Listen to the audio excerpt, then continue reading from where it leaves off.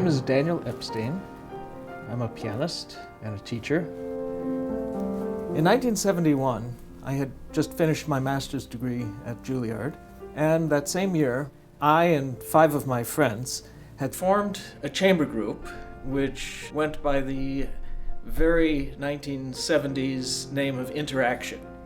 The idea behind this chamber group was to do informal concerts, to speak to the audience, in other words, to make classical music accessible to everybody.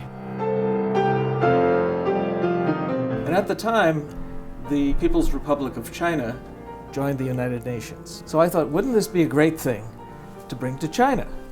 So my friend and I went over to the temporary offices at the Roosevelt Hotel, which was surrounded by a cordon of New York City police. And I said, we have a very important business with the cultural attaché. I don't know, I made up some crazy story. And sure enough, a person came out and he said, please come in. And I got to know the wife of the ambassador. We had many discussions about music, about art, and at some point she brought out this gigantic score and she said, this is the Yellow River Concerto.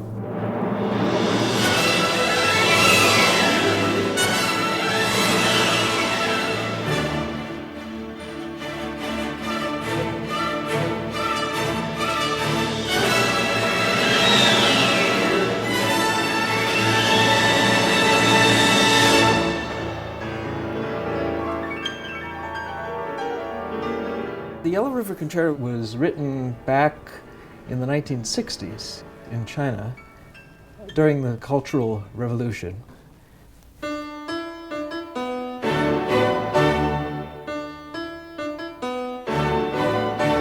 At that time, there wasn't allowed to be individual authorship of anything, so it was written by committee.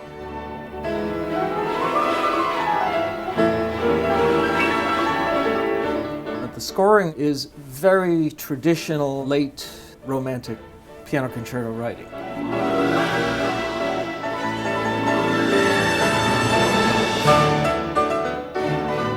Not so much a dialogue between the orchestra and the soloist, but the soloist as kind of the conquering romantic hero with the orchestra there to support him and occasionally to provide some kind of adversity.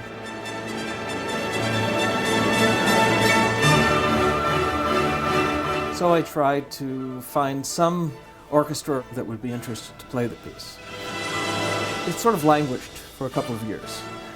Fast forward to 1973. It was announced that the Philadelphia Orchestra would be the first American performing arts organization to visit China, with, at that time, the conductor Eugene Ormandy. Eugene Ormandy was one of the most celebrated conductors in the world.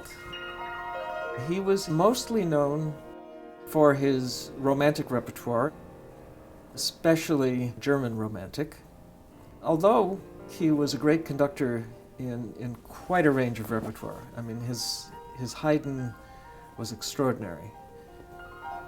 And so just before they were leaving for China, they were at their summer festival in Saratoga, and they wanted the pianist with whom they were going to play the Yellow River Concerto in China to come to Saratoga. For whatever reasons, it wasn't possible. So, by pure chance, an old high school friend of mine was working in the publicity office at Saratoga.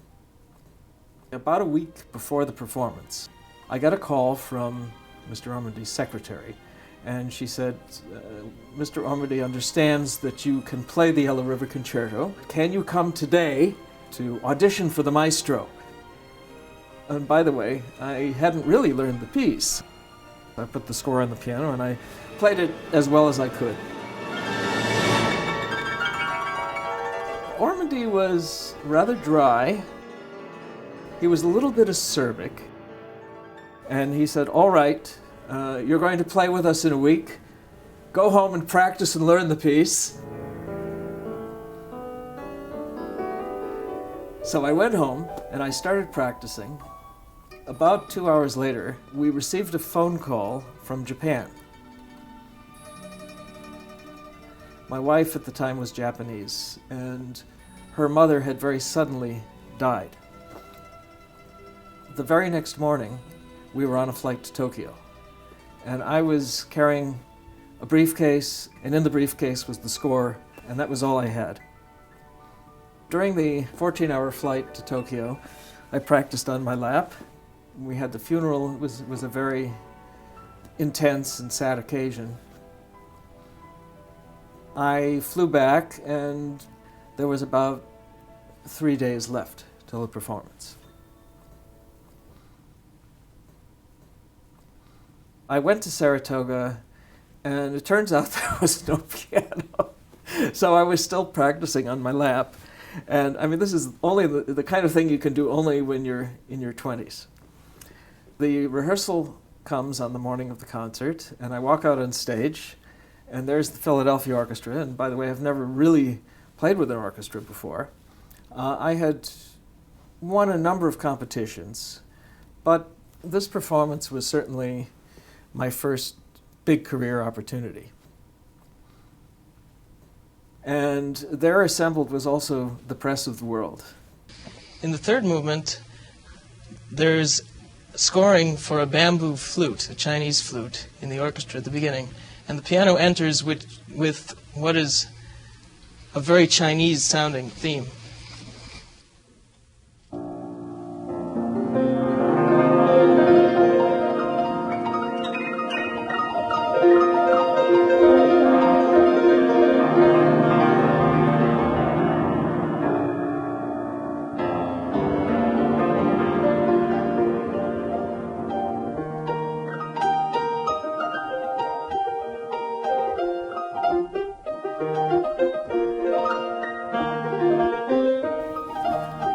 If I were to do it today, it would be exceedingly intimidating. But at the age of 26, it was just fine. You know, when you're in your mid-20s, nothing scares you. And I think before I walked out on stage for the performance, Ormandy said to me, "Are you nervous?" And I turned to him and I said quite honestly, "No, I'm not. I feel great."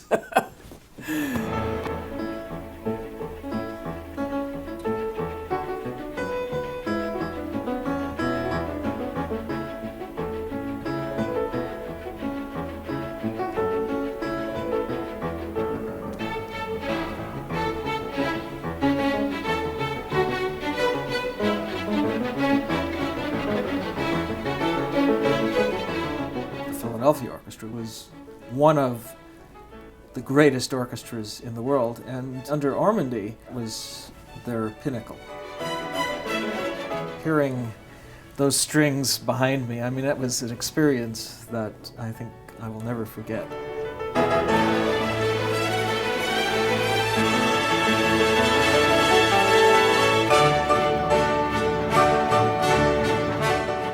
Ormandy was known both as a great conductor and also great concerto accompanist, very sympathetic accompanist, which was true.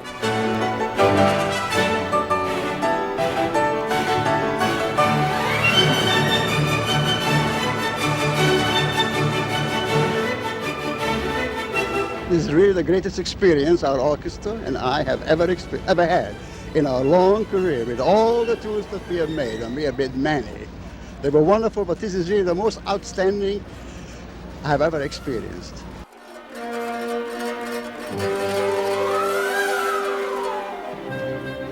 After performing the concerto, Mr. Ormandy said to me, "I want you to play with us in Philadelphia."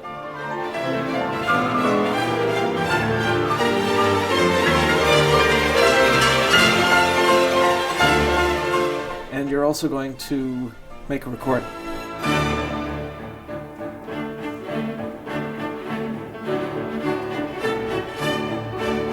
It was the kind of career break that people only dream about. The primary way in which soloists' careers are made is by the endorsement and support of conductors.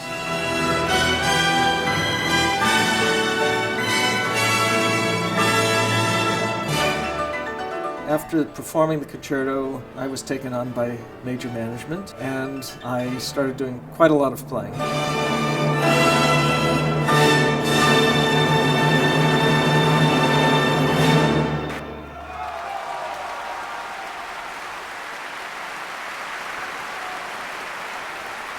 This was certainly one of the most important moments of my life, and it all happened so fast. I didn't have even a moment to feel nervous or self-conscious about it. It was just one of those things in life. You go through it, and then when it's all done, you look back and you say, oh my God, how did that ever happen?